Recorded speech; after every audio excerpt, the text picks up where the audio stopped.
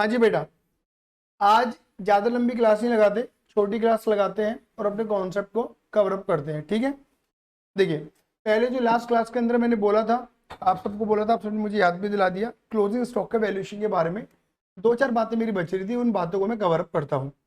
ठीक है, तो वैल्यूएशन ऑफ क्लोजिंग स्टॉक में अगर आप देखो तो मैंने यही बोला था कि क्लोजिंग स्टॉक जो होता है तो वैल्यूट करता है, या तो मतलब वैल्यू उसकी कॉस्ट पर होगी या इनवॉइस वैल्यू पर होगी। ये बात मैंने इसलिए बोली थी कि हमारे पास दो वैरायटी के क्वेश्चन आ सकते हैं।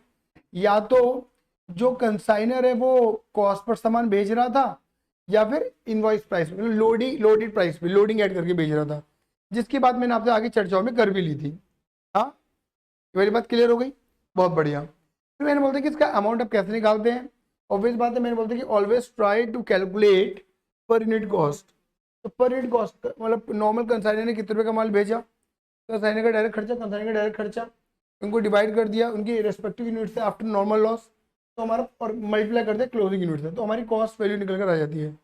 इसके अंदर हम लोडेड प्राइस ऐड कर देंगे, लोडिंग ऐड कर देंगे, मतलब पहले से ही प्रॉफिट ऐड कर देंगे, तो क्या निकल जाता है लोडेड प्राइस, इनवॉइस प्राइस। ये बात मैंने लास्ट टाइम आपको समझा दी थी, आइए ना। लेकिन अब मैं आपको क्या बता रहा हूँ, वैल्यूएशन प्रिंसिपल। क्या बता रहा हूँ मेरे बेटे जी, वैल्यूएशन प्रिंसिपल। ठीक है,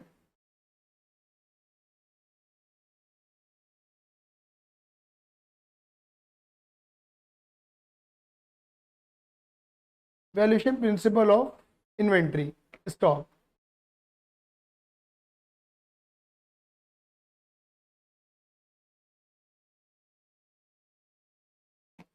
इससे रिलेटेड आपको क्वेश्चंस आ सकते हैं। ठीक है, वैल्यूएशन प्रिंसिपल ऑफ इन्वेंट्री या वैल्यूएशन प्रिंसिपल ऑफ स्टॉक। देखो ऑब्वियसली बात है, ये जो प्रिंसिपल है ये दिया गया है प्रूडेंस प्रिंसिपल के थ्रू। इसके थ्रू सीए के अंदर ना एक चैप्टर आता है इन्वेंट्री वैल्यूएशन। ये जो बात है उसी चैप्टर से निकला है, प्रूडेंस प्रिंसिपल, या इस आप कहते हो एक कंजर्वेटिव, बोलो कंजर्वेटिज्म प्रिंसिपल। अभी नॉर्मली प्रिंसिपल क्या कहता था, ये नॉर्मली प्रिंसिपल कहता था कि वो स्टॉक वैल्यूड एट, क्या कहता था, स्टॉक वैल्यूड एट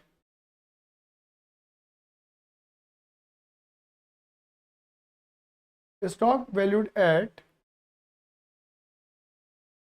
कॉस्ट और NRV.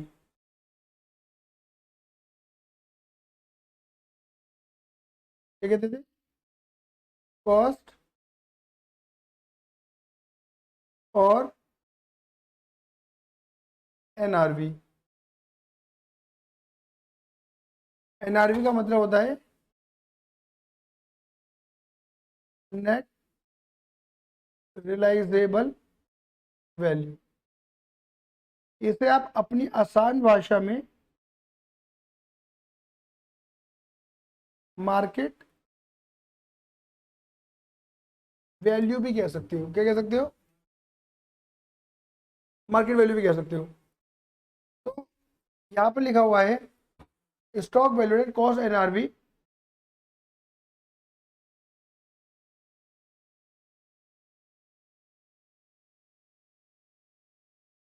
Which ever is lower,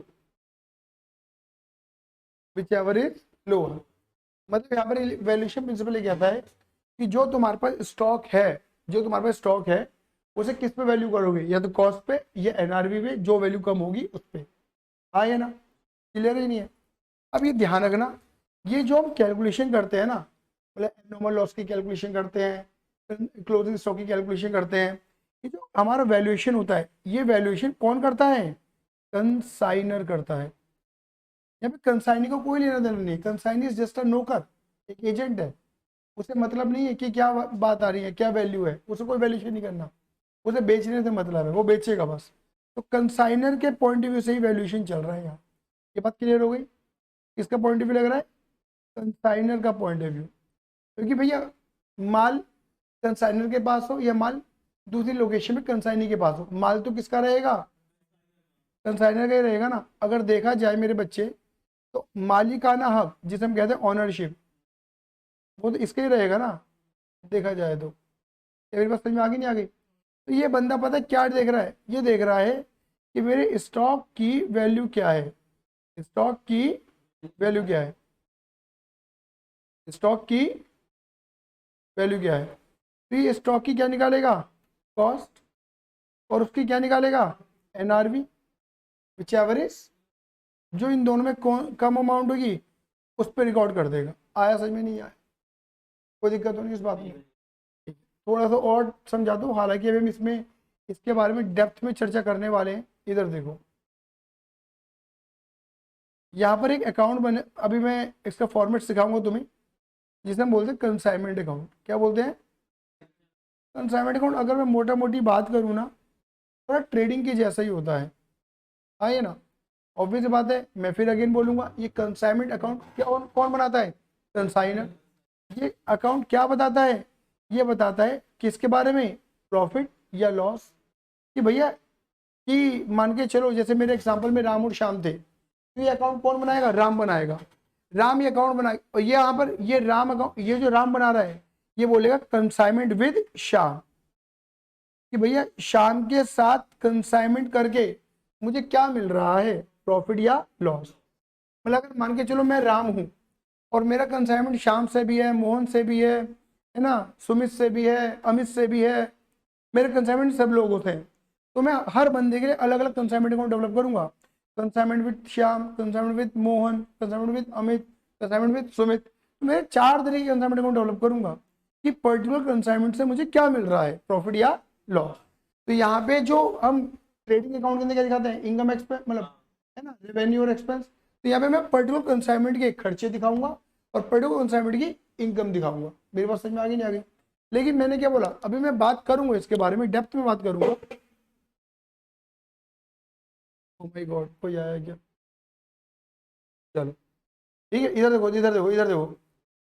अब यहाँ पर क्या है, कंसाइनमेंट में पहले से कितना माल पड़ा हुआ था वो दिखा देंगे, आए ना। कंसाइनमेंट में कितना माल हमने भेजा वो देख देंगे, goods and it's like a purchase. ये परचेज की तरह होता है एक तरीके से, कितना माल भेजा गया, बोलो हाँ ये ना, ठीक है।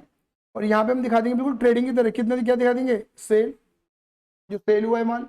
यहाँ पर हम दिखाते हैं क्या, क्लोजिंग स्टॉक, जो माल अभी तक बिका नहीं है। तो मैं वही चीज कहना चाह रहा हूँ कि बेटा जी, यहाँ पे जो स्टॉक दिखाया जाएगा ना, ये मैं जो बात कर रहा हूँ, मैं नॉर्मली अभी तक के लेक्चर में कभी कभी बात नहीं कर रहा आप, ये मैं पहली बार इतने डेप्थ में बता रहा हूँ। बेसिकली मैंने बताया भी नहीं होगा, नीड ही नहीं पड़ती। यहाँ पे जो अमाउंट निकाली जा रही है ना, उसकी वैल्यू क्या होगी मुझे वो बतानी है, मैं वो चीज बताना चाह रहा हूँ। और वो वैल्यू क्या होगी, cost NRV which ever is lower. अब अगर मान के चलो, मान लो ये पेन है, ये पेन मुझको पड़ता है 100 रुपए का, बोलो हाँ ये ना। और मार्केट में इसकी वैल्यू कितनी है, 120, मतलब मार्केट में 120 का बिक जाता है मार्केट वैल्यू। मार्केट वैल्यू का मतलब कितने का बिक जाता है, तो 100 और 120 विच एवर इज लोअर, तो किस पे रिकॉर्ड कर दूंगा, 100 पे, बोलो हाँ ये ना, इसलिए ही नहीं है। और अगर मान के चलो ये 105 में बिक जाए तो 100 पे। लेकिन अगर मान लो मैं यहाँ पे 105 हटा के क्या लिख दूँ, मान लो 95 लिख देता हूँ, तो विच एवर इज लोअर, किस पे रिकॉर्ड करूंगा। इसका मतलब ये है कि जो सामान मुझे 100 का पड़ा हुआ है ना, जिसकी कॉस्ट 100 रुपये है, उसे बेचूंगा तो 100 का भी ना बिके, कितने का बिकेगा, 95। तो यानी कि मेरा क्या हो गया, एक तरीके से लॉस।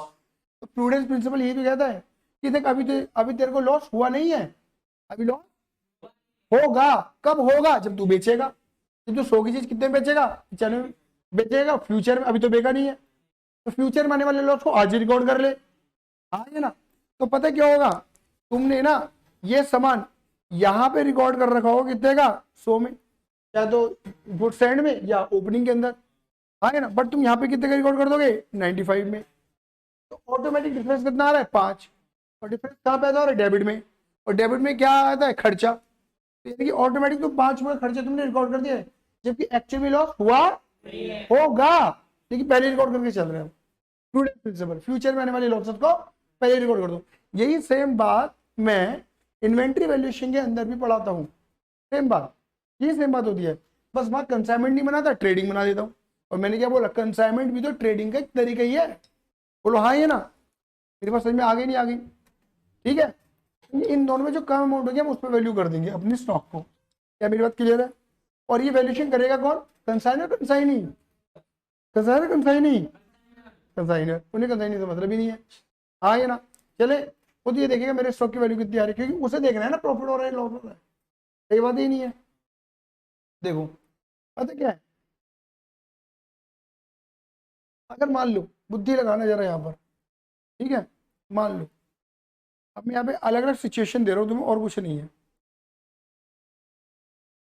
बात समझना जरा, बात समझना, ठीक है ना। यहाँ पर मैं ये जो एग्जाम्पल बना रहा हूँ, goods sent on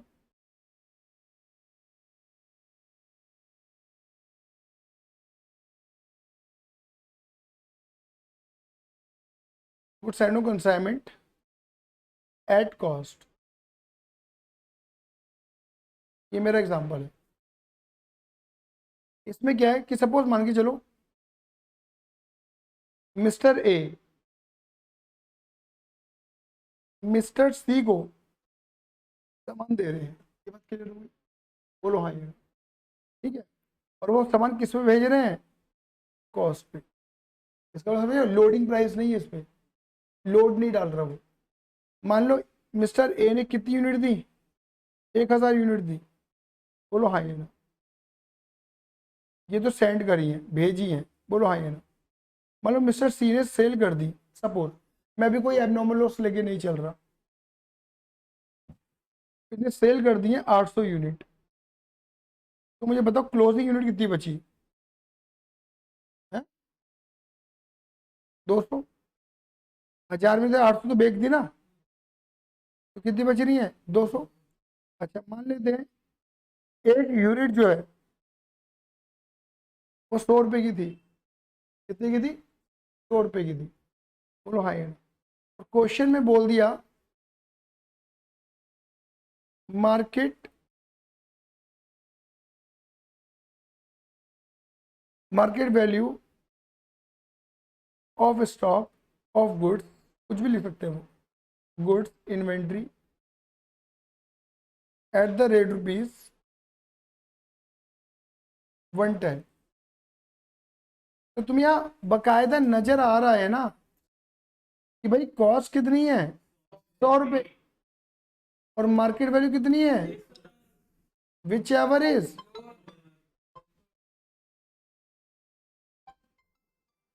valued at, बोलो कितने पे करेंगे, तो भी वैल्यू कर देंगे ना जब बेटा।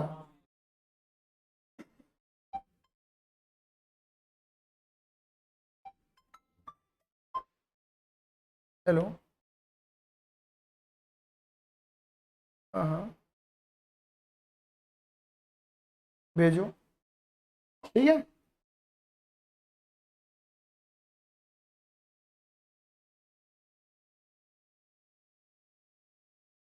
6137,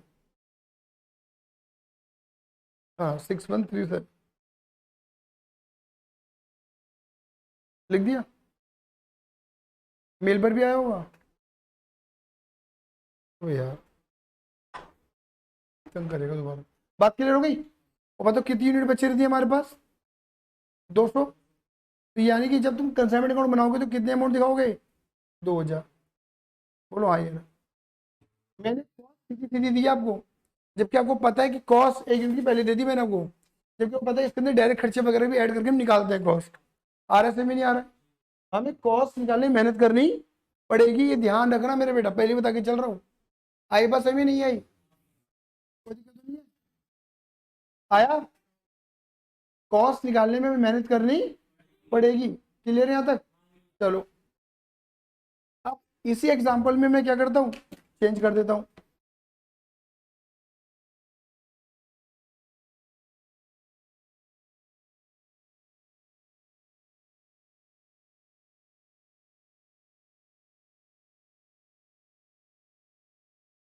जो कि मेरा एग्जांपल नंबर 2,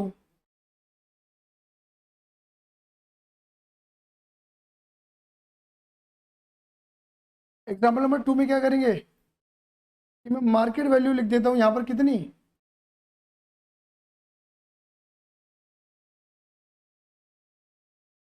95।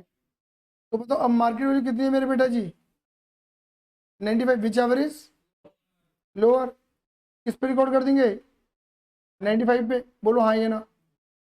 अब आप क्या करोगे 95 मल्टीप्लाई बाय 200, 200 आएगा 2000 नहीं, 95 मल्टीप्लाई 200 है, सॉरी पहले मैंने गलत लिख दिया था, यानी कि एक जीरो कम लिख दी थी मैंने, है ना।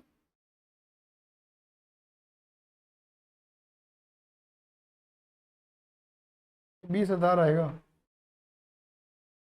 और ये हमारा आ जाएगा 19,000। समझ गए, तब मैं कंसाइनमेंट अकाउंट 19,000 दिखा दूंगा। यहाँ तक मेरी बात क्लियर हो गई नहीं हो गई। चलो अब इसी बात को फिर अब देखो, अब मैं दूसरा एग्जाम्पल बनाता हूँ, example number third, example number third. इस एग्जाम्पल में क्या कर रहा हूँ, goods sent on consignment at invoice value, at invoice value, 2 minute.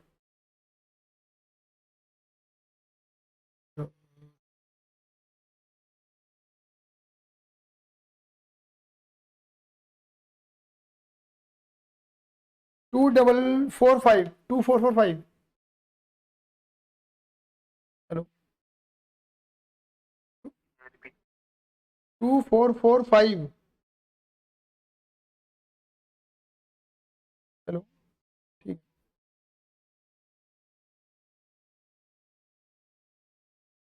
बात क्लियर हो गई। अब इनवॉइस प्राइस का मतलब कि लोडिंग। अब इसमें देख लो, मान लो मिस्टर ए, मिस्टर सी को गुड्स दे रहे किस पे, आईवी पे, इनवॉइस वैल्यू पे। आ गया, क्लियर है। अब वो इनवॉइस वैल्यू कितना करते हैं, add at the rate 25% of cost. अब सपोज मान के चलो कॉस्ट पर यूनिट है 100 रुपये, उसमें वो लोडिंग ऐड कितनी कर रहा है, 25% ऑफ कॉस्ट बोला हुआ है ना, मतलब कॉस्ट का 25%। तो कॉस्ट कितने 100, 100 का 25%, 25 रुपये। तो यानी कि मिस्टर ए मिस्टर सी को सामान कितने का दे रहे हैं, भाई तू इतने का बेच। तो हम ऐसा कह सकते हैं आसान शब्दों में कि इतने का बेचने के लिए कह रहे हैं, यानी कि इतने का बिक जाता होगा। इनके हमें से कह सकते हैं कि मार्केट वैल्यू इतनी है, इतनी मार्केट वैल्यू है, तभी तो बोल रहे हैं वो, ये बात ही नहीं है, कोई दिक्कत। अब बाकी एग्जाम्पल मेरा वही कि 1000 यूनिट बेची थी, 800 बेची थी, 200 बच रही है। समझ गए। तो खाली अगर इतना सा ही सवाल होता है, क्लियर ही नहीं है। तो अगर हम देखें तो यहां पर होता क्या है, कॉस्ट कितनी है तो, और अगर बेचने के लिए कितने में कह रहा है वो 125 में, विच एवर इज लोअर, तो कितना आ जाता है ये, तो एक्चुअली मेरी स्टॉक की वैल्यू कितनी है मेरे बेटा। अब इसमें इसमें एक ही ऐड करूंगा मैं, सुनते रहे ना, मल्टीप्लाई कितनी यूनिट 200, कितना हो गया मेरे बेटा जी 20। लेकिन मैं ये मान के चल रहा हूँ भाई 200 यूनिट बच रही है। अब देखो मैं यहाँ पे ऐड क्या करूँगा, सुनते रहना मेरे बेटा जी, जो मुझे एक्स्ट्रा ऐड ऑन करना है। आप सभी को मैंने बताया ये कंसाइनमेंट अकाउंट है, बोलो हाँ ये ना, जो मैं अभी बनाना सिखाऊंगा तुम्हें, मतलब फॉर्मेट सिखाऊंगा इसके, ऐसे ही था। और मैंने अभी इतनी बात बोली थी, कंसाइनमेंट अकाउंट के अंदर कॉस्ट स्टॉक यहाँ दिखाया जाता है, मैंने ऐसे बोला था, ठीक है। अब ये बात बता रहा हूँ मैं आपको, मुझे बताओ यहाँ पर हमने सामान किस पे दिया है, इनवॉइस वैल्यू पे। तो ये ध्यान रखना, जब भी आप स्टॉक दिखाओगे, चाहे आप यहाँ पर ओपनिंग स्टॉक दिखाओ, चाहे आप यहाँ पे जो आपने और माल भेजा है वो दिखाओ, वो हमेशा किस वैल्यू पे रहेगा, इनवॉइस वैल्यू के ऊपर रहने वाला है। मेरी बात समझ में आ गई नहीं आ गई। और इनवॉइस वैल्यू का मतलब क्या था कि पहले से मार्जिन ऐड है, बोलो आए ना, जबकि वो मार्जिन अभी तक हमें मिला, बोला था भाई कंसाइनर पहले से मार्जिन ऐड करके दे रहा है। तो यहाँ पर एक सवाल खड़ा हो जाता है, ठीक है ना, आगे बता दे रहा हूँ क्योंकि फिर जब समझाऊंगा तो जल्दी जल्दी हो जाएगा हमारा। यहाँ पे एक सवाल यहाँ पे रेज ये हो जाता है कि अकाउंट कहता है कंसाइनर से कि देख तूने प्रूडेंस प्रिंसिपल की ऐसी तैसी कर दी, आगे ना, क्लियर है। फ्यूचर में आने वाले लॉसेस को देखने के लिए बोलते हैं हम, फ्यूचर में आने वाले प्रॉफिट को रिकॉर्ड करने के लिए नहीं बोलते हम। और तू क्या कर रहा है, जो प्रॉफिट तुझे हुआ ही नहीं है तू उसे पहले रिकॉर्ड करवा रहा है। भाई इनवॉइस वैल्यू पे रिकॉर्डिंग कर दी ना, इनकी इसके अंदर और इसके अंदर क्या प्रॉफिट एडेड है, ये तो तू गलत कर रहा है, अकाउंटिंग ही गलत है।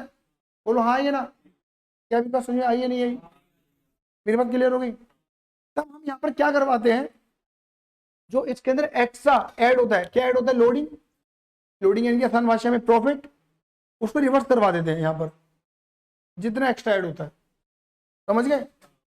और रिवर्स कराने से जो लोडिंग होती है वो इधर निकल जाती है, बोलो हाँ, लोडिंग यानी कि प्रॉफिट। अब कॉमन सेंस लगाना, अगर आईबी में से लोडिंग रिवर्स करा दूंगा तो ऑटोमेटिक डिफरेंस क्या पड़ेगा, कॉस्ट, क्योंकि आपको मैंने बता रखा था है ना, क्योंकि आपको मैंने क्या बता रखा था कि भैया कॉस्ट और लोडिंग को ऐड करोगे तो आईबी बनती है, बोला था नहीं बोला था। आईबी में से लोडिंग निकलवा दी तो कॉस्ट तो बची, तो इनकी क्या हुआ, सांप भी मर के लाठी भी नहीं टूटी, आगे ना। तो हमने अपने अकाउंटिंग को बिगाड़ा लेकिन सुधार भी लिया, जो प्रूडेंस प्रिंसिपल का हम उल्लंघन कर रहे थे, उल्लंघन करने से हम बच गए। तो जब अगर क्वेश्चन लोडिंग वाला आता है ना, तो हमेशा स्टॉक को इनको इस पे आईबी पे दिखाया जाता है, और आईबी पे दिखा के इनकी लोडिंग को क्या किया जाता है, रिवर्स मारा जाता है, जिससे ऑटोमेटिक किस पे आ जाए, कॉस्ट पे आ जाए। आया तो नहीं आया, तो यानी कि मैं यहाँ पर इसको भी किस पे दिखाऊंगा, आईबी पे। और अगर मैं अपने एग्जाम्पल की बात करूं तो मेरा सामान था कितने का, 125 का लोडिंग के साथ, और यूनिट कितनी बची है मेरे पे, 100, ही नहीं है। तो 125 इंटू 200 कितना हो गया, 25,000, सही बात ही नहीं है। लेकिन हमने जब इसकी वैल्यूएशन निकाली तो कितनी निकाली, 20, सही बात ही नहीं है। तो यानी कि इसके अंदर कितना एडेड है अभी, 5, रिवर्स करें, 5 किस बात क्या ऐड है, 5 किस बात क्या ऐड है, 25 पे एक्स्ट्रा ऐड है ना, 25 दूनी 50, 5,000 रुपये। तो जो लोडिंग है वो तुम यहाँ पे क्या कर दोगे, रिवर्स। वैसे मैं बता आगे अकाउंट के अंदर बढ़ाएंगे, स्टॉक रिजर्व के नाम से रिवर्स मारते हैं, 5,000 रुपये, बोलो हाँ ये ना। अब मुझे बताओ, जब 25 में से तुमने 5 इधर रिवर्स मार दिया तो ऑटोमेटिक कितना बचा, 20, और स्टॉक कितने में वैल्यू होना चाहिए था, 20 पे, 20 भी हो रहा है वैल्यू। हम 20, जब क्वेश्चन लोडिंग वाला होता है, जब क्वेश्चन लोडिंग वाला होता है हम 20 नहीं दिखाते, यहाँ दिखाएंगे 25, क्योंकि क्वेश्चन ही लोडिंग वाला है, लेकिन उसका रिवर्स मार देंगे लोडिंग को। आया, मेरी बात समझ में आई है नहीं आई, यहां तक मेरी बात क्लियर हो गई, आगे बढ़ू। अब देखो इसी क्वेश्चन में मजा दिलाता हूं तुम्हें, इसी क्वेश्चन में देखना जो धमाका होएगा हमारे साथ। यहाँ तक क्लियर है ना, ये सबसे आसान बनाया था मैंने कि भाई इनवॉइस वैल्यू को ही मैंने मार्केट वैल्यू मान लिया था, क्योंकि सामने वाला बंदा जितने के लिए बेचने के बोल रहा है उतने की बिकती होगी, बिकती होगी तो मार्केट वैल्यू भी है, सही बात ही नहीं है। अब बना लेते हैं एग्जाम्पल नंबर 4, एग्जाम्पल 4।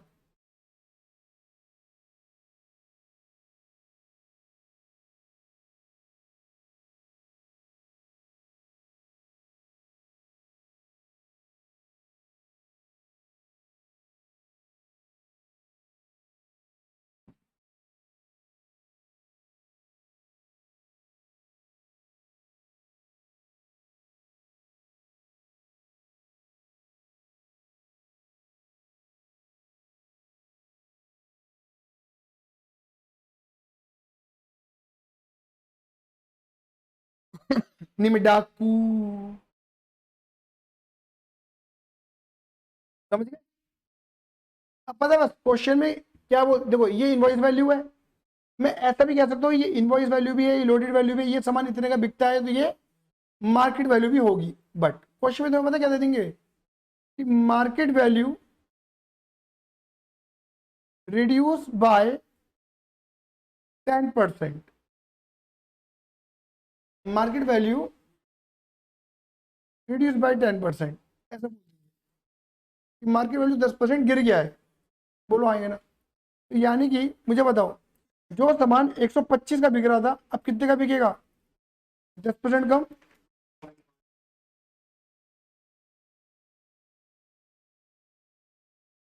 मतलब 112.5 का बिकेगा। बोलो हाँ ये ना। यानी कि अगर देखें अब ये नई कैलकुलेशन में हमारी कॉस्ट तो कितनी आ रही है 100, लेकिन नई वाली मार्केट वैल्यू कितनी है 112.5, विच एवर इज कॉस्ट। सामान तो मेरा 100 के रहेगा इंटू 200 यूनिट, तो आना तो 20 आ रहा है।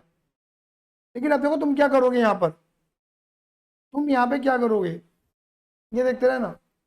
अब ऑब्वियस बात है कंसाइनी क्या बोलेगा कि सर मार्केट वैल्यू डाउन हो गई है। अब जो सामान तुम 125 का कह रहे थे बेचने के लिए, कंसाइनी खुद बोलेगा ना नहीं बिक रहा, नहीं बिक रहा, मार्केट के अंदर ही 112 के बंदे बैठे हुए बेचने के लिए, तो कंसाइनी को पता है ना। भाई मार्केट वैल्यू तो सबको पता होगी ना, ये थोड़ा ना कंसाइनर को पता होगा। कंसाइनर को पता है सामने वाले बंदे की, सामने वाले स्टॉक का माल रिड्यूस हो चुका है, तो कंसाइनी बेच ही नहीं पाएगा। बोलो हाँ या ना। अब देखो यहाँ पे क्या होगा, यहाँ पे वो कितने में रिकॉर्ड मारेगा देखना। यहाँ पे वो रिकॉर्ड करेगा 112.5 इंटू 200, करना जरा।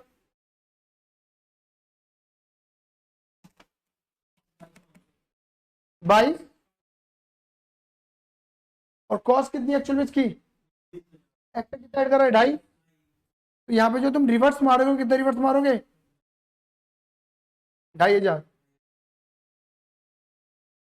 आया समझ में नहीं आया, समझ में आया लाला जी नहीं आया? बोलो हाँ ये ना। आप समझ रहे हो, यह लोडिंग बदल गई, अब लोडिंग बदल गई। लोडिंग जो थी पहले थी 25 रुपए की, अब लोडिंग रह गई 12.5।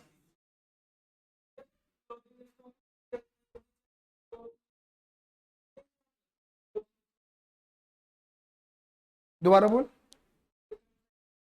लगा लगा लगा लगा, हाँ बोल बोल बोल। अरे 100 का इफेक्ट आ दोगे बेटा। भाई 100 का इफेक्ट के अकॉर्डिंग कितना है 20।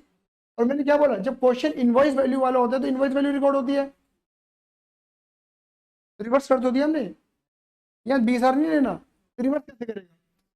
तो हम एक तरीके से रिवर्स का मतलब हमारी लोडिंग कम होगी एक तरीके से।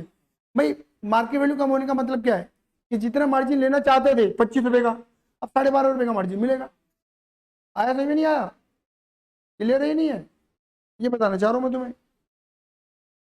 अरे क्लियर है, ठीक है,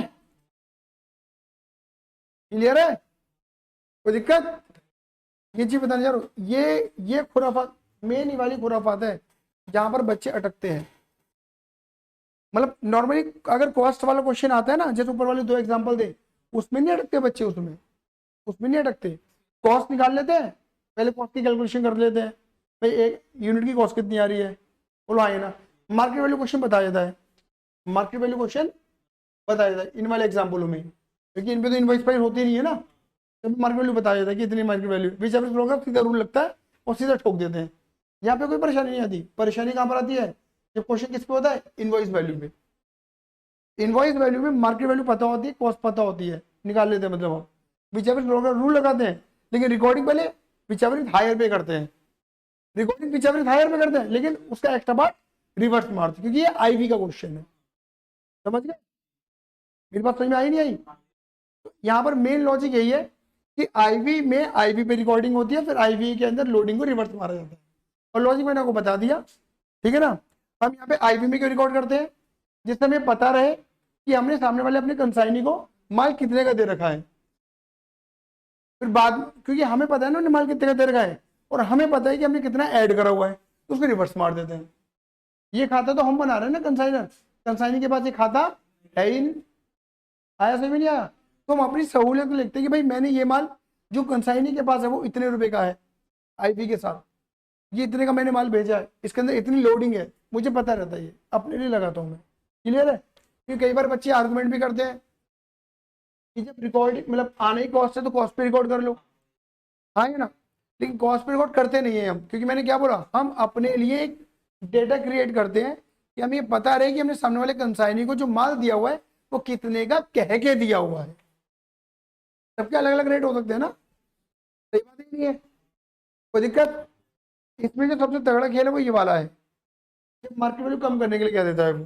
बोलो हाँ या क्लियर है। अगर मान लो क्वेश्चन खुद ही बोल दे कि भाई अब तो मार्केट वैल्यू 95 रुपये रह गई है, तब तो यहाँ पे क्या होगा, लोडिंग ऐड ही नहीं होने की एक तरीके से, क्योंकि 95 रह गई है मार्केट, कॉस्ट से भी कम चली गई ना, समझ गए। तब लोडिंग नहीं आती, बट इस टाइप के क्वेश्चन नॉर्मली आते नहीं है, ये वाला आता है ज्यादातर। क्लियर है, चलिए कोई दिक्कत, चलिए।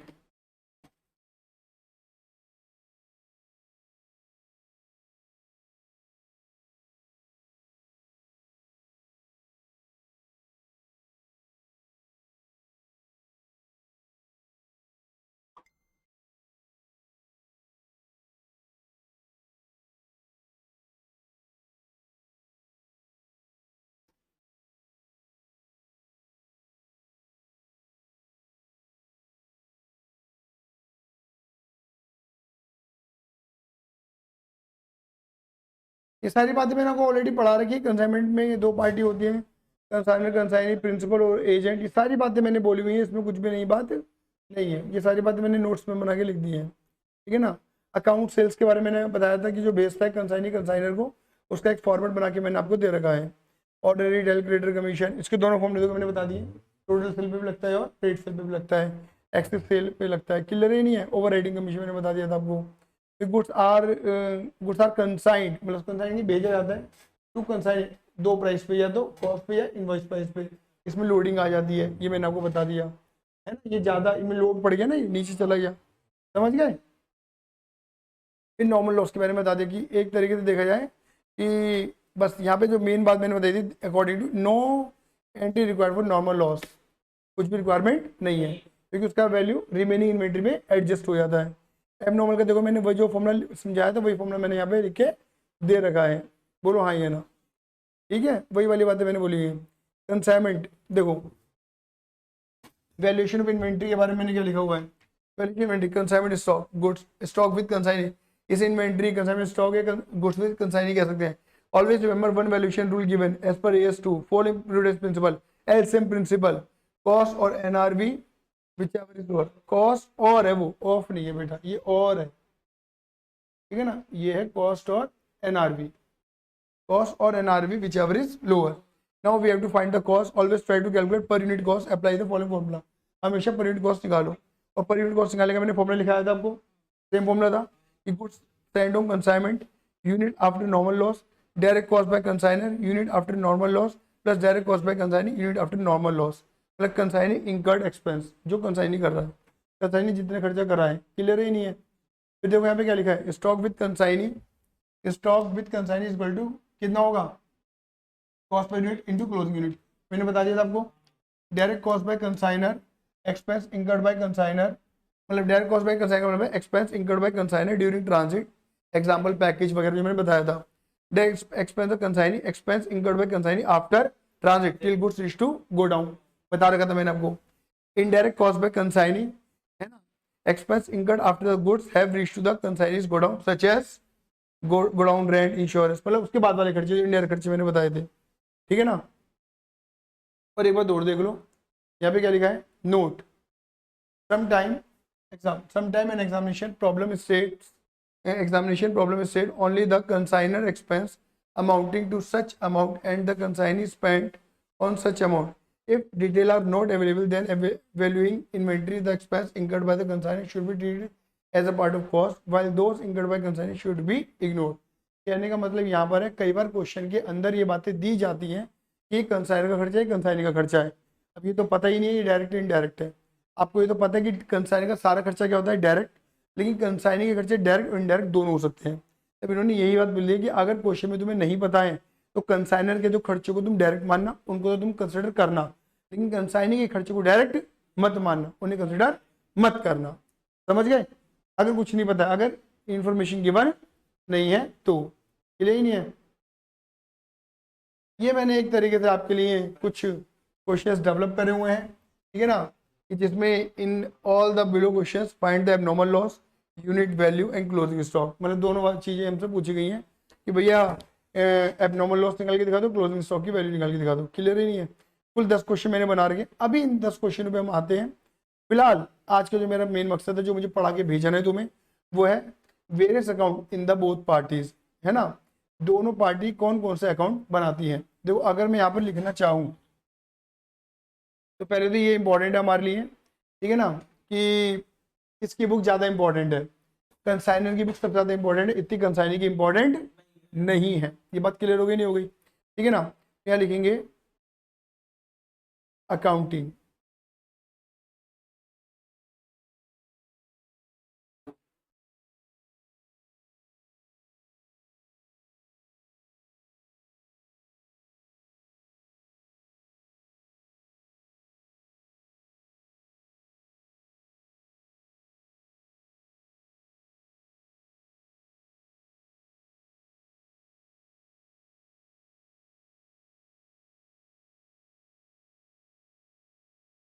अरे हट जा रे।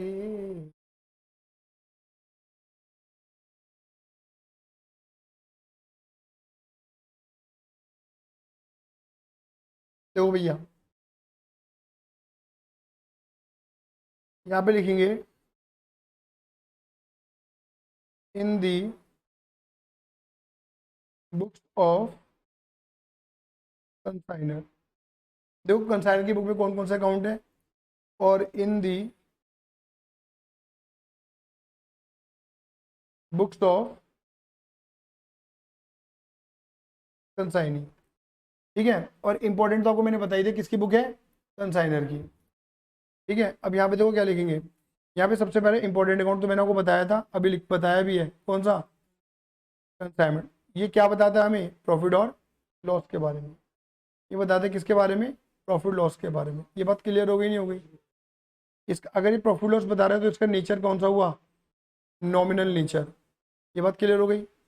दूसरी बात करते हैं, ये बनाएगा किसका अकाउंट, अपने खातों में कंसाइनी का अकाउंट बनाएगा, नहीं बनाएगा, जिससे इसे पता रहे कि मुझे कंसाइनी पैसा लेना है या देना है। तो ये क्या है, पर्सनल अकाउंट, क्योंकि किसी पर्सन का अकाउंट पर्सनल अकाउंट कहलाता है। क्लियर ही नहीं है, हमको लेना देना पता लगता है इस वाले खाते से।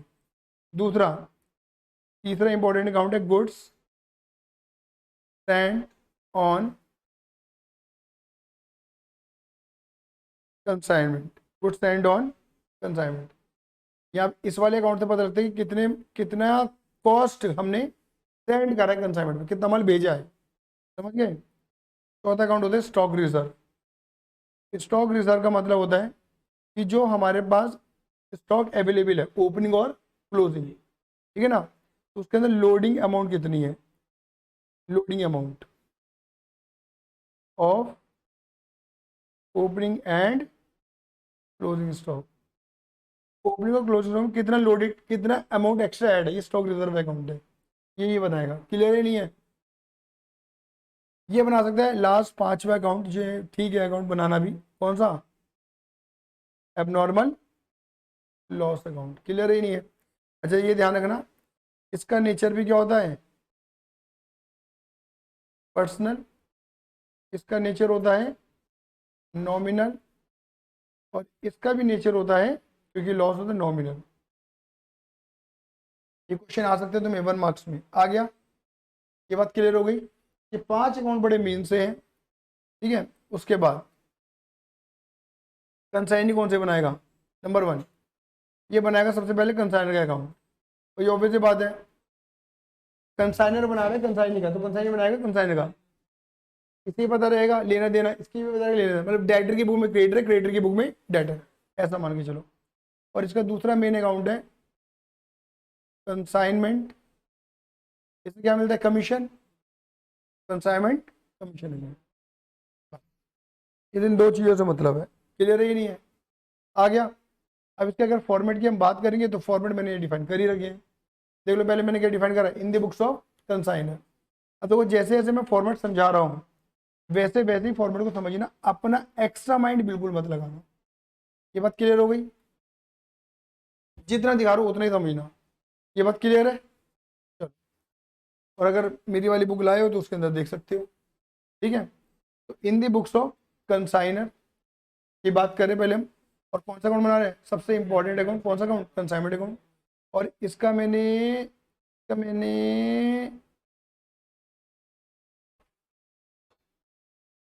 हेलो, और बताओ, थोड़ा हैंग कर गया भैया।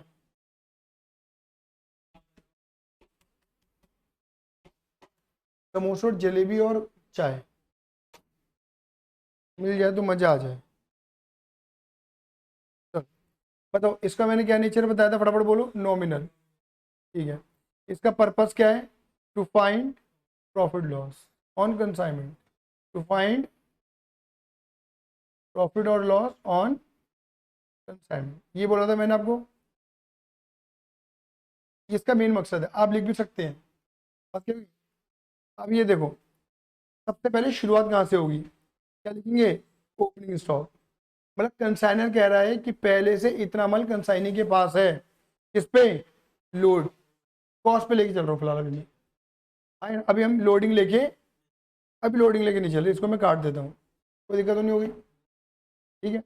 फिर यहाँ पर लिखते हैं, इतना माल तो पहले से है, मैंने इतना माल और भेजा, बोलो हाँ ये ना, लोडिंग फिलहाल काट देते हैं। ये बात क्लियर होगी नहीं हो गई? जब लोडिंग में काट रहा हूँ तो मैं इसको भी फिलहाल काटूंगा,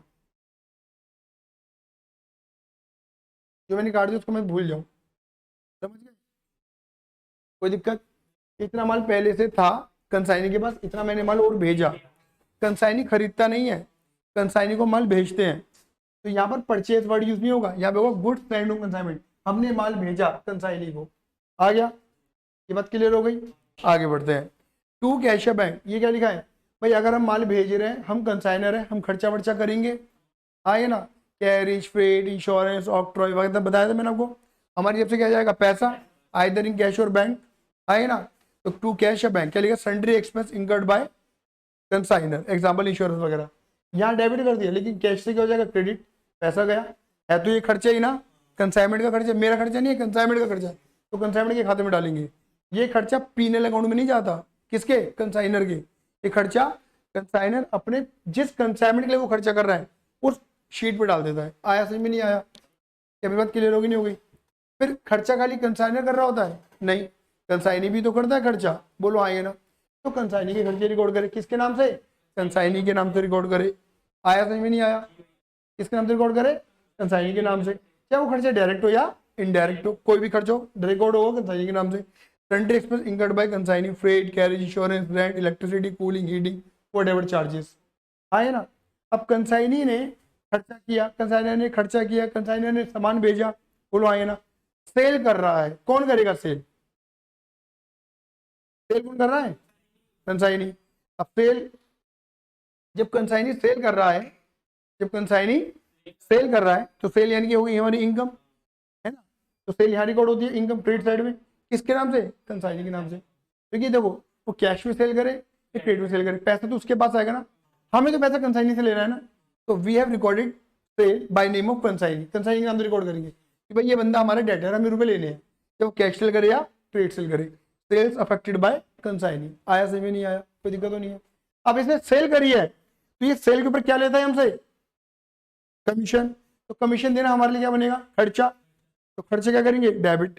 तो देखो हमने खर्चे क्या कर दिए, डेबिट, अगेन कंसाइनी के नाम से कमीशन। जो भी कमीशन क्वेश्चन में गिवन होगा, ऑर्डिनरी, डेल, क्रेडिटर, ओवरराइडिंग, 1 2 3 जितने भी कमीशन बोलेगा वो कमीशन हम यहाँ पे रिकॉर्ड कर देंगे, कोई दिक्कत तो नहीं इस बात में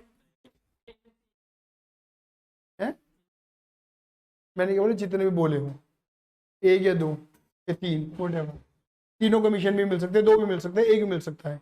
एक ही बोलेगा, मैंने ये नहीं बोला, क्वेश्चन जितने कमीशन बोलेगा मैं सारे दूंगा। आया समझ में नहीं आया, क्लियर है।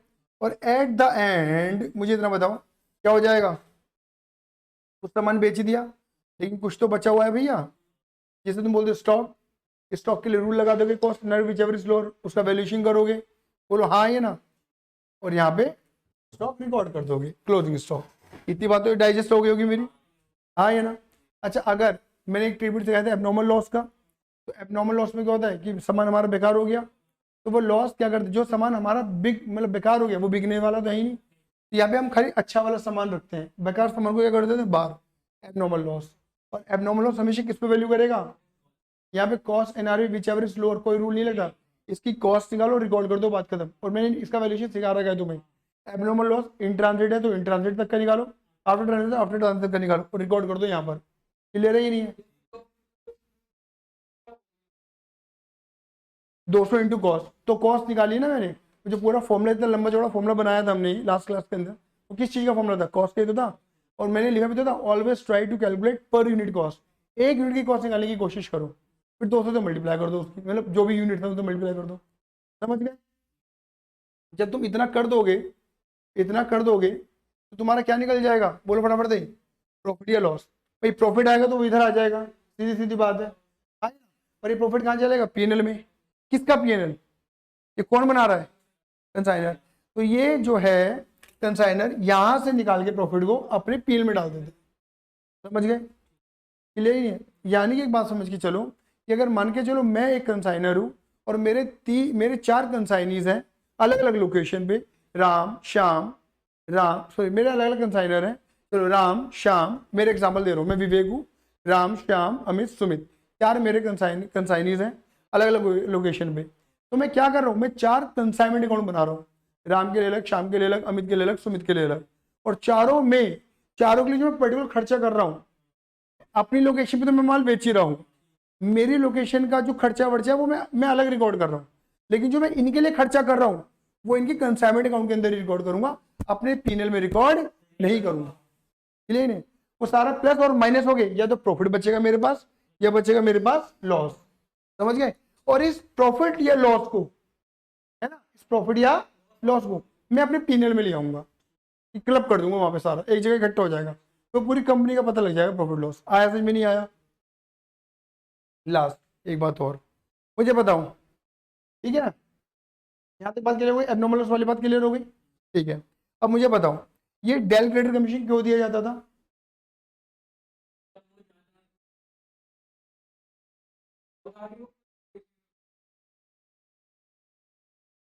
और बोलो, ढंग से बोलो जरा तमीज में।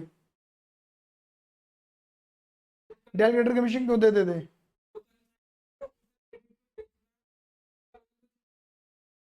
कैसा नुकसान, नुकसान का नाम क्या था, बैड डेट हो गया, बस ये इतना ही बोलना है कि अगर डेल क्रेडिट कमीशन इसलिए देते थे to protect from bad debt. अगर तूने उधारी पे माल बेचा, बेच ले, कोई दिक्कत वाली बात नहीं, समझदारी से बेच, अगर बैड डेट हो तो तू देखेगा, वो खर्चा मेरा नहीं है। लेकिन अगर हम डेल क्रेडिट कमीशन नहीं दे रहे होंगे तो, अगर बैड डेट, फिर बैड डेट हुआ तो किसकी, कंसाइनर की। ठीक है, तो यानी कि अगर मान, अभी अब तुम ये मानो कि भाई मैं डेल क्रेडिट कमीशन नहीं दे रहा और बैड डेट हुआ तो हमें झेलना है कंसाइनर को, तो वो मेरा लॉस हुआ नहीं हुआ, लॉस क्या होगा, डेबिट। कहाँ पे, ये रहा, क्या लिखा है देखो किस नाम से, टू कंसाइनी अकाउंट, अब पढ़ो ब्रैकेट में, बैड डेट, ये किस लिए, बैड डेट के लिए लिखा है, if del credit commission not allowed to consignee, ये तब आएगा अगर नहीं दे रहे तो, और अगर हम दे रहे होंगे तब ये आने वाला, बुद्धि लगा लेना यहाँ पर अपनी। आया समझ मेरी, आया, यहाँ तक मेरी बात क्लियर हो गई, क्लियर हो गई ना। चलो, अब अगर इतनी बात मेरी क्लियर है तो लोडिंग वाली बात जब क्लियर हो जाएगी। मैंने क्या बोला था कि अगर लोडिंग होगा, जहाँ जहाँ जहाँ पे स्टॉक है वहाँ पे लोडिंग प्राइस आ जाएगा, यानी कि ऑटोमेटिक कौन सी प्राइस आ जाएगी, इनवॉइस वैल्यू। कौन सी वैल्यू आ जाएगी, इनवॉइस वैल्यू। अब अकाउंट क्या कहता है, ये तो तू गलत कर रहा है, जो प्रॉफिट तेरे को मिला नहीं तू पहले से ही ऐड कर रहा है, तो हमने क्या बोला, उसको रिवर्स मार देते हैं। तो देखो, अगर तुम देखो ना, ओपनिंग स्टॉक, मैंने बोला ओपनिंग और क्लोजिंग स्टॉक की जो लोडिंग होती है वो स्टॉक रिजर्व के नाम से आती है, मैंने लिखवाया था। तो देखो ओपनिंग स्टॉक की लोडिंग, देखो ये रही,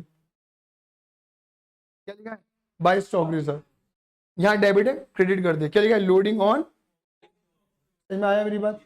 और देखो इसकी लोडिंग क्या, कैसे रिवर्स करिए, सेम नाम से, किस नाम से, देखो गुड्स सेंड ऑन कंसाइनमेंट, क्या लिखा है, लोडिंग पोर्शन, इसका लोडिंग पोर्शन है ये। आया समझ में नहीं आया, कोई दिक्कत तो नहीं इस बात में। यानी कि अगर मैं बात करूं ना, ये इस,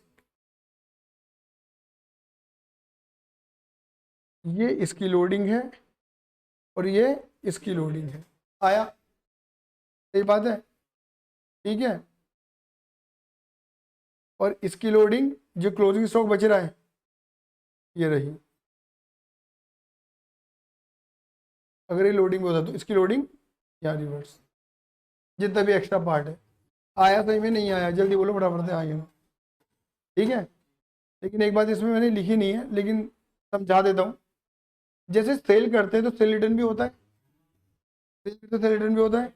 तो ऐसा भी होता होगा कि कंसाइनर ने कंसाइनी को माल दे दिया, लेकिन हो सकता है कंसाइनी का ये तो माल बहुत ज़्यादा आ गया, तो कंसाइनी क्या कर दे, रिटर्न। तो कॉमन सेंस लगाना है, बुद्धि में ज़्यादा नहीं है। मुझे बताओ, जब मैंने माल दिया तो क्या लिखा मैंने, गुड्स सेंड ऑन कंसाइनमेंट, मैंने माल दे दिया कंसाइनी को। अब जो कंसाइनी अगर दे रहा है, रिटर्न कर रहा है, तो उसका यहाँ लगा दूंगा, किस नाम से, बाय, इसी नाम से, गुड्स सेंड ऑन कंसाइनमेंट। समझ गए। अगर रिटर्न देता है तो वो ऐसे, मैंने लिखा नहीं है, लिख देता हूँ, by goods send on consignment. ये बात क्लियर हो गई नहीं हो गई। और ब्रैकेट में क्या लिख दिया, रिटर्न।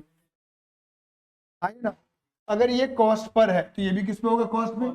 और अगर ये इनवॉइस वैल्यू है तो ये भी किस पे होगा, तो इसकी भी लोडिंग इधर रिवर्स होगी, सेम नाम से, गुड सेंड ऑन कंसाइनमेंट और लोडिंग वाला पोर्शन। तो इसकी लोडिंग यहाँ रिवर्स, तो इसकी लोडिंग यहाँ रिवर्स। आया समझ में नहीं आया, तो लोडिंग वाला पोर्शन भी क्लियर हो गया। अब देखो, आधे अकाउंट तुम्हें ही समझ में आ जाएंगे। अब जहां जहां पर भी कंसाइनी लिखा है उनको लेते हैं, उनको पकड़ लो। जहां जहां पर मैंने कंसाइनी लिखा, देखो ये रहा, देखो पहले कंसाइनी ये रहा नंबर 1, ये क्या, ये रहा 2 कंसाइनी, कंसाइनी को देखो बस यहाँ 3, ठीक है। और बताओ कंसाइनी कहाँ पर है, ये रहा 4। ये बात समझ में आ गई, ये बात सबको समझ में आ गई। 1 2 3 और ये 4। अब मुझे बनाना है कंसाइनमेंट, कंसाइनी अकाउंट, तो क्या करूँ, ये डेबिट उधर क्या कर दूँ, ये क्रेडिट उधर क्या कर दूँ। इतना समझ सकते हो, ओरली समझ में आ गया। अब आ जाओ समझ लो, देखो ये रहा कंसाइनी अकाउंट, देख लो, ये देखो, पहले सेंट्री एक्सपेंसेस को दिया था नंबर 1, कमीशन के 2 और बैड डेट का 3, यही था। और सेल को क्या दिया था, नंबर 4। आया समझ में नहीं आया। देखो इसको समझ लो कि देखो, सामने वाले बंदे ने इतना सेल करा तो वो पैसा तो मेरा है ना, क्योंकि मैं कंसाइनर हूँ, मुझे चाहिए उससे। बोलो हाँ, ये ना, ये कैश लो क्रेडिट से लो, मुझे उससे इतना पैसा चाहिए। सही बात है ये, नहीं है, ये बात क्लियर हो गई, ठीक है। इतने में तो क्या बोलेगा, मुझे देना कौन कौन सा पैसा, जो उसने खर्चे करे मुझे वो देने हैं, जो उसका कमीशन है मुझे वो देना है, और जो उसका बेडेड वो पैसा काटेगा वो। तो इतनी अमाउंट में तो वो ये तीनों अमाउंट काटेगा, और उसमें कुछ अमाउंट हमें दे देगा, और कुछ बैलेंस बच गया।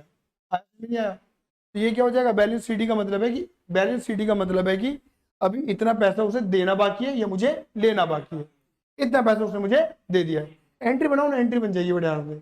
मेरे पास क्या आएगा, अगर वो पैसा देगा तो पैसा, कैश का bank account debit to consignee, consignment नहीं कंसाइनी। अगर राम मुझे पैसे दे रहे तो एंट्री क्या बनेगी, cash account debit, bank account debit to Ram. Ram कौन है, कंसाइनी क्रेडिट हो रहा है ना, और कैश बैंक में पैसा आ रहा है। क्लियर है ही नहीं है। तो इतना पैसा था, इतना काटा, इतना पैसा दे दिया, इतना पैसा बच रहा है। समझ में आया, क्लियर है ही नहीं है, कोई दिक्कत। नंबर क्लियर हो गए। अब गुड सेंड हो कंसाइनमेंट अकाउंट, आ जाओ दोबारा ऊपर चलते हैं, नंबर 4 तक दे चुके हैं ना नंबर। अब 5 से शुरू करते हैं। ये देखो गुड सेंड हो कंसाइनमेंट तुम्हें कहाँ का नजर आ रहा है, नंबर 5 6, चलो ये मैंने लिखा नहीं है लेकिन लिख देता हूँ, नंबर 7। और आपको पता है इसकी लोडिंग अगर होती तो यहाँ रिवर्स होगी, यहाँ लिख देता हूँ, 2 goods send on consignment, bracket में क्या लिख रहा हूँ मैं, रिटर्न, और रिटर्न की क्या लिख रहा हूँ मैं, लोडिंग, नंबर 8। तो 5 6 7 8, सही बात है ये नहीं है। तो देखो यहाँ डेबिट है तो वहाँ क्या हो जाएगा, क्रेडिट, यहाँ क्रेडिट तो वहाँ क्या हो जाएगा, डेबिट। देखो आ गया, इन्होंने भाई उतना ही अकाउंट बनाया जितना मैंने दे रखा था। देखो आपने जब सामान बेचा था तो डेबिट करा था, देखो यहाँ क्या हुआ पड़ा है, वो सामान क्रेडिट, तो आपने नंबर दिया था इसे 5। क्लियर है। इसकी लोडिंग है रिवर्स मारी थी, तो लोडिंग को नंबर क्या दिया था आपने इसकी, लोडिंग नंबर 6 दिया था आपने। जैसे मैंने ऊपर रिटर्न नहीं लिखा था तो यहाँ पर भी रिटर्न नहीं लिखा, लेकिन अगर रिटर्न होता तो 7 और 8 भी इधर आ जाते, 7 इधर आता 8 इधर आ जाता। तो ऑटोमेटिक ना मेरे बेटा यहाँ पे जो डिफरेंस निकलता वो क्या निकलता, ट्रेडिंग अकाउंट। मतलब इधर देख लो, ये क्या cost plus loading, loading reverse हो गई तो ऑटोमेटिक क्या बची, कॉस्ट बचेगी यहाँ पर ट्रेडिंग में। मतलब एक तरीके से हमारे ट्रेडिंग अकाउंट के अंदर ही जाएगा कि कितने रुपए का माल मैंने भेज दिया, बेचा नहीं भेज दिया। ये ट्रेडिंग किसका होगा, कंसाइनर का। मतलब कंसाइनर के ट्रेडिंग में क्या नजर आएगा पता है, देखो ट्रेडिंग अकाउंट के अंदर क्या आता है, ओपनिंग स्टॉक। देखो ये तुम्हें समझा देता हूं, जब कंसाइनर में ट्रेडिंग अकाउंट बनाएगा ना, पूरी कंपनी का ट्रेडिंग बनाएगा वो, तो कंसाइनर क्या लिखता है यहाँ पर, ओपनिंग स्टॉक। कंसाइनर के पास कितना माल है, परचेस कितना करा कंसाइनर ने, ये बात ही नहीं है। और यहाँ पे कंसाइनर क्या लिखता है, अपनी सेल्स। और यहाँ पे क्या लिखता है वो, अपना क्लोजिंग स्टॉक। कंसाइनर अपना क्लोजिंग स्टॉक लिखता है, सही बात ही नहीं है। बट अब इधर देखो, यहाँ डेबिट, उधर क्या हो जाएगा, किस नाम से, गुड्स सेंड ऑन कंसाइनमेंट। समझ गए। अब देखो देखो देखो इसका मतलब क्या है, देखो देखो बोलो, बेचा, बोलो भेजा, बचा। ऐसे सिखाया था मैंने पहले भी, बेचा भेजा बचा। कि भाई कंसाइनर बोलेगा टोटल मेरी कंपनी में इतना माल था, इतना तो मैंने अपनी लोकेशन बेच दिया, इतना मैंने भेज दिया, इतना मेरे पे बच रहा है कंसाइनमेंट की कंसाइनर की लोकेशन पर। समझ गए। और ये good send consignment, good send consignment सारे कंसाइनी का होता है, सारे जितने भी कंसाइनी होते हैं उसके, कि टोटल मैंने माल इतना बांटा है लोगों में बेचने के लिए। आ गया कंसाइनमेंट स्टॉक, मुझे बताने की जरूरत है ही नहीं। कंसाइनमेंट स्टॉक वहां पे क्या है, देखो ऑब्वियस सी बात है, ये अकाउंट इतना खास नहीं है। देखो स्टॉक जो होता है वो होता है एसेट, एसेट क्या होती है, डेबिट। जिसका नीचे डेबिट का, उसका ओपनिंग बैलेंस भी डेबिट का, this is called opening stock. Opening stock तुम कहाँ सेंड कर रहे हो, कंसाइनमेंट अकाउंट में। कंसाइनमेंट अकाउंट की शुरुआत कहाँ से हुई थी, ओपनिंग स्टॉक से। जो ओपनिंग स्टॉक होता है ना, ये डेबिट है, इसे निकालने के लिए क्या कर दोगे, क्रेडिट। और यहाँ क्रेडिट है तो ऊपर वाले अकाउंट में वो क्या हो रहा था, डेबिट। याद आया नहीं आया, ठीक है। अच्छा जो तुमने निकाला था क्लोजिंग स्टॉक, क्लोजिंग स्टॉक किधर निकाला था, क्लोजिंग इधर क्रेडिट साइड में, देखो ये रहा क्रेडिट साइड में, यहाँ क्रेडिट, तो नीचे क्या हो गया यहाँ पर, डेबिट, और ये सीडी बन गया क्लोजिंग बैलेंस। तो ये इतना इंपॉर्टेंट नहीं है मेनली। अब आ जाओ एबनॉर्मल लॉस।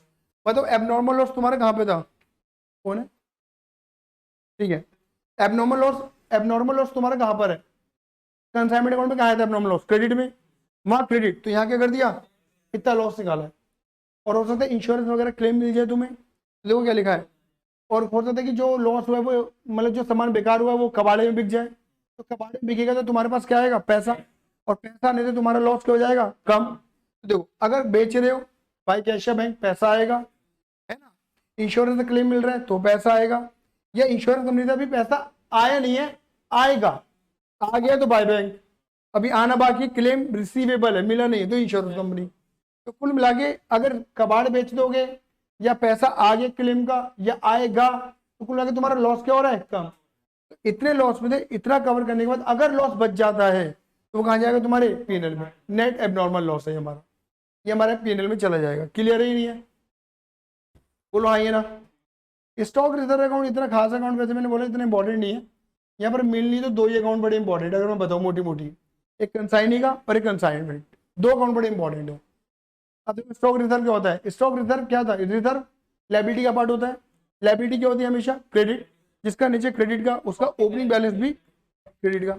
आपको याद है मैंने अभी लिखवाया था, इसके अंदर स्टॉक रिजर्व के अंदर क्या होता है, लोडिंग रिकॉर्ड होता है, अभी तो मैंने लिखवाया भी था। इसके अंदर लोडिंग होती है, लोडिंग अमाउंट किसकी, ओपनिंग और क्लोजिंग स्टॉक की, बोला था मैंने वाली बात। क्लियर है। तो यानी कि क्या है, ये तुम्हारा ओपनिंग स्टॉक की लोडिंग है। बेटा बोलो हाँ ये ना। अब मुझे बताओ ओपनिंग स्टॉक कहाँ जा रहा था, कंसाइनमेंट में, तो उसकी लोडिंग रिवर्स हो रही थी नहीं हो रही थी, यहाँ कॉमन सेंस लगाओ। ये लोडिंग कहाँ पर है, यहाँ क्रेडिट में है। इस लोड जैसे ओपनिंग स्टॉक हमने कहाँ भेजा था, कंसाइनमेंट में, तो लोडिंग को भी कहाँ भेज दोगे, अब खुद देखो ना। ये ओपनिंग है, यहाँ डेबिट है, यहाँ कंसाइनमेंट, हमने ओपनिंग स्टॉक था, ओपनिंग स्टॉक की लोडिंग है ये ओपनिंग स्टॉक। या डेबिट कर दिया। कंसाइनमेंट अकाउंट के अंदर क्या कर रहे हैं, क्रेडिट कर रहे हैं। और ऑटोमेटिक देखो ना, इन्हें अकाउंट से भेजो या वैसे समझो, रिवर्स के पॉइंट ऑफ व्यू से आएगा। ओपनिंग स्टॉक यहाँ बैठ रहा था अकाउंट से, और रिजर्व आ गया। अकाउंट से भेजोगे तो भी इफेक्ट वही आएगा, और ऐसे ही क्लोजिंग का हो गया। ठीक है, वहां से देखो स्टॉक रिजर्व का जो क्लोजिंग स्टॉक रिजर्व था वो डेबिट में था, वहां डेबिट, यहाँ कहाँ गया, वही सीडी निकल जाता है फिर। क्लियर है कि लास्ट दो अकाउंट है किसके, इन दी बुक्स ऑफ कंसाइनी। ये अकाउंट तो मैं आपको सही बता के चलूं, ये जो कंसाइनी अकाउंट है, कंसाइनी की बुक में कंसाइनी, ये कंसाइनी का जस्ट उल्टा है। ऊपर कंसाइनी अकाउंट था ना, तो इसका जस्ट उल्टा है। बोलो हाँ या ना। अब मुझे बताओ, जब कंसाइनी सेल करेगा, उसकी दिमाग मतलब अब लोकेशन पे लगाना, यहाँ पे मैंने लिखा नहीं है लेकिन लिखो। अगर कंसाइनी सेल कर रहा है, सपोज मान के चलो कैश में, तो कंसाइनी के पास पैसा आ रहा है, ठीक, कंसाइनी को पता है कि जो पैसा आ रहा है मेरा किसका है, कंसाइनर का पैसा ये, तो वो एंट्री क्या लगाएगा कि कैश या बैंक डेबिट, पैसा आ रहा है टू कंसाइनर, ये पैसा मुझे कंसाइनर को देना है, तो कैश या बैंक डेबिट और कंसाइनर क्रेडिट। ये एक्चुअली पता कौन सी सेल है, ये कैश सेल है। लेकिन अगर मान के चलो उसने पप्पू को बेचा माल उधारी में, तो एंट्री क्या बनेगी, सेल की एंट्री, पप्पू डेबिट, पप्पू से लेना है और देना किसका है, कंसाइनर को। तो यहाँ पे लिखेंगे बाय डेटर। ये किसके लिए लिख रहा हूं मैं, अगर वो सेल किस पे कर रहा है, क्रेडिट पे कर रहा है, तो ये बात ही नहीं है। तो ये सेल का पैसा किसको देगा, उसे देना है। लेकिन वो जो पैसा उसे देना है, उसमें तो पैसा काटेगा भी, तो किस बात का, एक तो अपने खर्चे का, क्योंकि उसकी जैसे पैसा चला गया वो पैसा काटेगा, अपने कमीशन का। देखो यहाँ डेबिट, यहाँ डेबिट, तो यहाँ कमीशन अकाउंट में आए ना, कमीशन निकालेगा, अपना कमीशन का पैसा काटेगा, और वो कमीशन क्या बनेगा, इसकी इनकम, एंट्री बना लो, consignor debit to commission account, आ गया। क्लियर है। और बैड डेट का पैसा काटेगा कब, if del credit commission not allowed, नहीं दिया होगा तो वो पैसा भी काटेगा वो। बाकी पैसा सीडी बच रहा है, या तो थोड़ा दे देगा, या टू कैश बैंक भी लिख सकता हूँ मैं, अगर दे देगा तो पैसा चला गया इसके पास से, और सीडी बचे रहेंगे, भी पैसे देना बाकी है। समझ में आया नहीं आया, दोबारा बोल रहा हूँ, यहाँ पर लिखा नहीं है मैंने, लेकिन अगर टू कैश बैंक लिख दूं यहाँ पर, तो टू कैश बैंक का मतलब है कि मैंने इतना पैसा दे दिया, मैं कौन हूँ अब यहाँ पर, कंसाइनी, और सीडी का मतलब है कि मुझे भी देना बाकी है। ये ध्यान रखना, कंसाइनी अकाउंट के अंदर जो बैलेंस निकलेगा और कंसाइनर अकाउंट में जो बैलेंस निकलेगा वो बैलेंस बिल्कुल सेम होता है, सेम आता है। भाई डेटर को जितना लेना है क्रेडिटर को उतना, सॉरी हमें डेटर से जितना लेना है क्रेडिटर को उतना देना है। बोलो हाँ, सेम ही आएगा ना, डेटर की बुक में क्रेडिटर, क्रेडिटर की बुक में डेटर, सेम बैलेंस आएगा ना। सही बात है ये नहीं है। अब कमीशन की बात करते हैं, कमीशन यहाँ से ना अलग कर लिया, यहाँ डेबिट यहाँ क्रेडिट, बोलो आइए ना।